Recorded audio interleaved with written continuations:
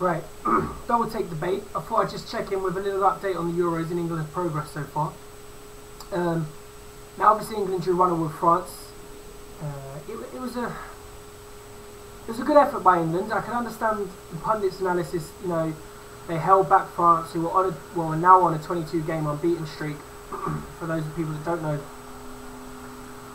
but they offered very little. They had a very good chance of James Milner, who missed an open goal. Okay, it was on his weak side, left foot, but he's generally a two-footed player, and I know he's falling away from goal, but still, that's a chance you expect to take at international level. And a great header by Lescott got us the goal, with perhaps a rather soft goal by Nasri, one that I think a lot of people, Joe Hart, feel could have done better with. But a 1-0 result against France isn't a bad result by any means, but the way in which we went about it is what I was disappointed with. Now, I understand, I like the fact that Roy Hodgson recognises we aren't what the media every other year have made us out to be as a favourite to win the competition. We just don't have that kind of talent. But what did confuse me after the match was a great result for England while also giving the youth some experience. Correct me if I'm wrong, only Oxlade-Chamberlain and Danny Welbeck in the starting 11 were 22 and under.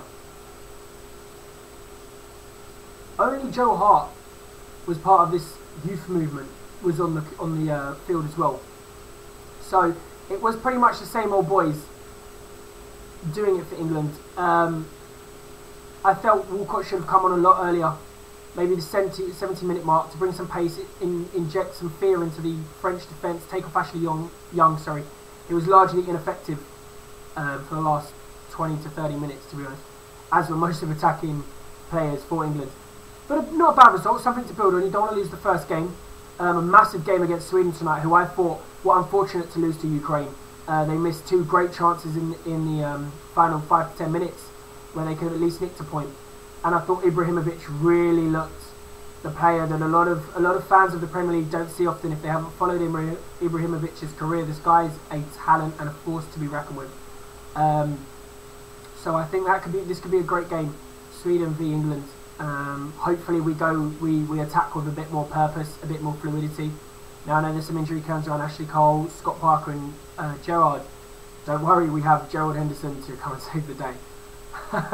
In all seriousness, I look forward to a good match. I'd expect England to win, although I don't expect them to keep a clean sheet. Maybe a 2-1, 3-1, and then progress on to Ukraine in some sort of form. My early favourites for the tournament have to be Germany. I picked them before even the ball was kicked. I just think they're too solid all over the park. Too many match winners and just too much of a unit while also having individual talent. Although, if they don't win it, I think it will either be Italy, who are similar to Germany in that regard, and they have a lot of young, new, fresh faces coming through that team. Or I think it could be the year of an underdog. Similar to the way Chelsea won the Champions League this year, cup tournaments always spring surprises, and I just get the feeling maybe a team similar, I'm not going to say Russia because they won 4-1, but teams like Russia, who have attacking flair, can score goals. I think maybe, just maybe, it could be a good year for an underdog. But at the moment, my favourite would be Germany, followed by Italy. But apart from that, keep your eyes on Holland. They've got an uphill challenge now. They've been exposed at the back. Weaklings in defence. I don't think they've got any defender in that back four that would make another top nation. Not one. I really don't think they do. They're just an average defensive unit, and that's going to hurt you coming up against Cristiano Ronaldo's of this world. You know, the Gomez's. I think they're going to struggle, even if they do get out of the group stage, which at the moment I'm hesitant to say they will, but they do have the quality up front to really beat anyone. Besides this, I think it's been an interesting tournament so far. We're now into the second round of fixtures. It hopefully should pick up in quality a bit. I've so far been impressed by obviously Russia. I think Poland have battled really, really well. Scored a screaming goal the other day against the Czech Republic to draw 1-1. And Shevchenko, what a lad! 2 goals, still going.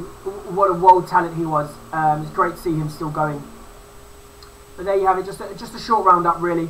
We'll go into in-depth, maybe some match-specific reports, some young players to look out for, older players to look out for. But just a brief update on England's progress and how I see the tournament heading out. I'm not sure if any of you will agree or disagree. As always, comment below, let us know your feedback, and enjoy the rest of the Euros. Double take debate. See you soon.